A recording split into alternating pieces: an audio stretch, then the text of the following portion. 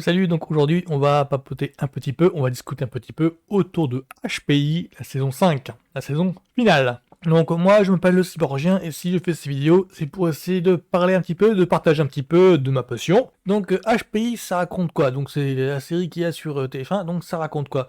Donc ça raconte l'histoire de Morgan Alvaro qui est... Donc c'est l'histoire de Morgan Alvaro. Morgan Alvaro, c'est une femme de 38 ans qui élève seule ses 2-3 enfants, qui ont à peu près dans les 10-15 ans, je dirais. Et surtout, Morgan Alvaro est diagnostiqué ce qu'on appelle HPI, c'est-à-dire au potentiel intellectuel. Alors là, j'ai pas compris s'il avait un comportement difficile, on dit dysfonctionnel. Je sais pas trop s'il a ce comportement-là parce qu'elle est HPI, si elle est dysfonctionnelle au départ, c'est-à-dire elle a des relations compliquées avec ses parents, si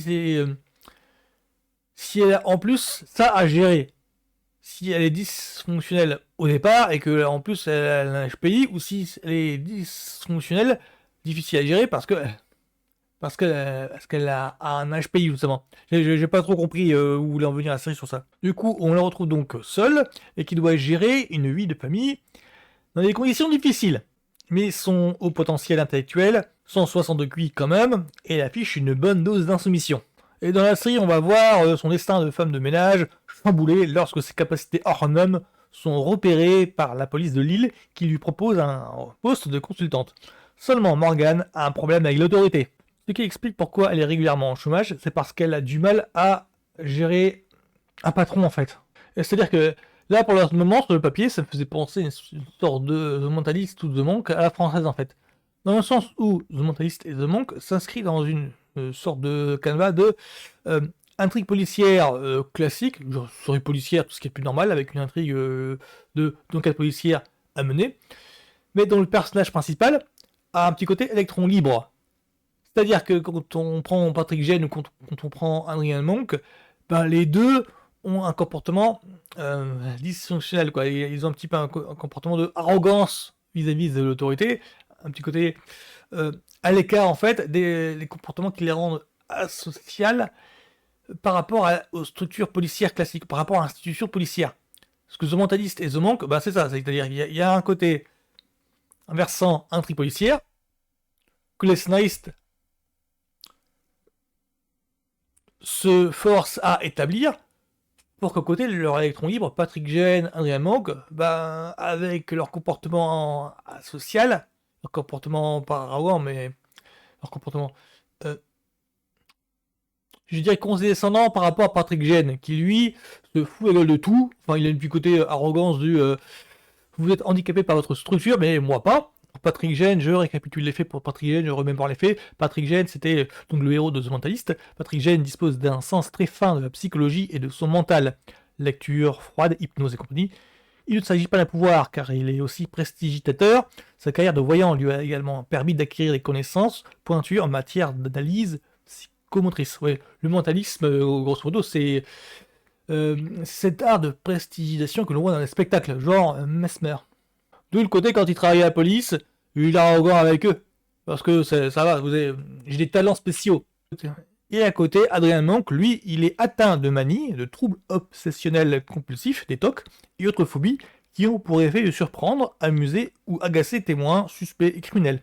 Il ne peut enquêter sans la présence de son infirmière et assistante, Sharona Fleming. Ouais, ça c'est dans les premières saisons parce qu'il me semble qu'il change au fur et à mesure. Oui, enfin, grosso modo, ces TOC et ces troubles du comportement le rendent asocial, mais en même temps, il a un sens de limier qui le rend indispensable pour mener à bien une enquête. Donc voilà, c'est pour ça que je mets Patrick Gene et Adrien Monk un petit peu sur le même registre en matière de comment faire une fiction. Parce que les deux fictions, l'air de rien, elles obéissent au même code. Et c'est ces codes-là que je m'attendais à retrouver dans HPI. Au début, du moins, ça fonctionne comme ça. C'est-à-dire que la police enquête sur un crime et demande à Morgan Alvaro de venir pour qu'il profite de sa perception en tant qu'HPI, que son haut potentiel intellectuel la rend intéressante. Disons qu'en tant que consultante, Morgan Alvaro permet de déceler plus facilement les indices, ou des indices que n'aurait pas réussi à trouver la police à ce moment-là. Ça marche bien durant à partir de la troisième saison. Là, ça commence à dérailler. En quelque sorte, ça commence à dérailler, mais dès le départ, en fait, là, c'est un problème que j'ai avec HPI, en règle générale, globalement, en fait, c'est que la vie familiale privée de Morgan Navarro prend trop le pas sur les enquêtes policières. Il me semble que, de mémoire, il me semble qu'il y a une demi... au début, en fait, donc chaque épisode dure 50 minutes, il me semble que la moitié est consacrée à l'intrigue policière. Mais le souci, c'est que les intrigues policières, déjà là, il y a un petit problème avec les personnages secondaires. Parce que les personnages secondaires, j'ai pas l'impression que ce sont des réels policiers. Aucun fait preuve de vraiment de rigueur dans le travail, fait preuve de professionnalisme en règle générale. Ils se sont tous à se chamailler les uns après les autres.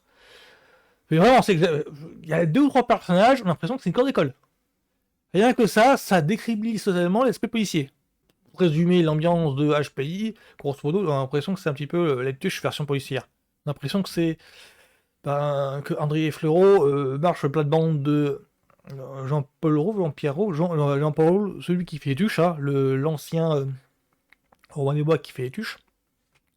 Et j'ai l'impression vraiment que, alors, hypothèse de ma part, en voyant le personnage, en voyant le cabotinage de André Fleurot, qui est vraiment la star de HPI, j'ai l'impression que les scénaristes, les auteurs, se sont dit, et puis bon, ça plaît au public, à quoi bon faire une enquête policière, à quoi bon faire une enquête, à quoi bon établir des crimes, des histoires de meurtres en tout genre, vu que ce que demande le public, ce qui fait le succès de la série, c'est l'abattage de André Fleurot, c'est le cabotinage, c'est elle qui refait les tonnes, et du coup, opinion personnelle, j'ai l'impression que, au fur et à mesure que se déroulait la série, que les petits fils rouges qu'il y avait ici et là, en fait, les scénaristes se disaient, à quoi bon, en fait, se faire chier, à quoi bon.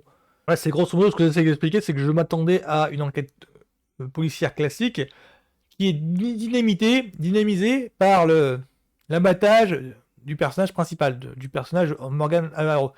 Manque de bol, plus ça va et plus tout le versant policier est jeté aux orties, parce que les auteurs sont conscients que ce que demande le public, c'est Morgan Navarro qui fait son numéro, c'est André Fleurot.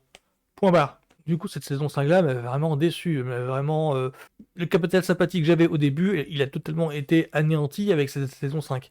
Parce que les petits fils rouges qu'il y avait, ils sont torchés en 2-3 épisodes. Ça fait 8 quand même. Je crois que là, c'est la QV la saison 5, elle fait 8 ou 10, je crois. Oui, bah, chaque fil rouge, en fait, il est torché en 2-3 épisodes.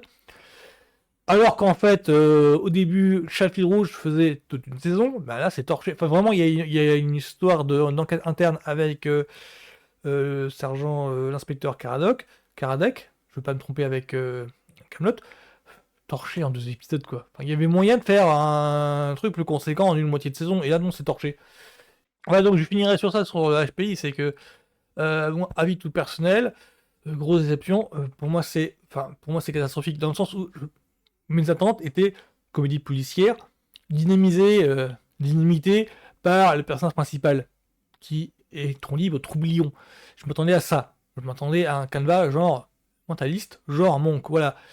Or, plus ça va, depuis la saison 3, je dirais, voire, je veux pas me tromper, mais euh, là, c'est vraiment le climax du. Non, non, c'est juste une comédie policière, et puis l'intrigue. C'est juste une comédie, et l'intrigue policière, c'est juste un prétexte. C'est un prétexte pour que Morgan Navarro fréquente des personnages qui sont hors de sa zone de confort, qui sont hors de sa zone de départ. Elle est femme de ménage, au chômage, et l'aspect policier, c'était juste histoire qu'elle ait en fait des personnages qui ont du répondant face à elle. C'est juste ça. Ça résume à ça. Parce que l'épisode final, voilà quoi, il m'est resté un petit peu en travers de la gorge, quoi. Je me suis dit, en voyant le plan, d'accord, tout ça pour ça. Elle n'a pas évolué d'un iota. Enfin, d'un côté, il y a les fans qui défendent le truc en disant, bah oui, mais c'est conforme à la personnalité de Morgan Navarro. Moi, je suis plutôt en mode du. Tout c'est pour ça, oui, autrement dit, il y a 5 saisons où elle n'a pas avancé d'un pouce, quoi. 5 saisons où elle est restée cloîtrée dans ses propres convictions, enfin, dans son propre comportement. Ouais. Donc, pour moi, grosse déception, je peux pas la défendre, mais enfin, le seul point positif, c'est que, voilà, ça a rencontré son public. Vous savez, c'est... Elle vit un public qui n'est pas le mien. Je ne suis pas client de ça. Voilà, je ne suis pas client de ça du tout. Donc pour moi, c'est une big déception. Je trouve ça horrible. La saison 5, vraiment, c'est pas la panacée. Je l'ai vraiment enduré. Donc voilà ce que j'ai à te dire sur donc HPI saison 5. Ah, pour moi, je peux faire oublier ça tout de suite. Donc, salut tout le monde, à la semaine prochaine.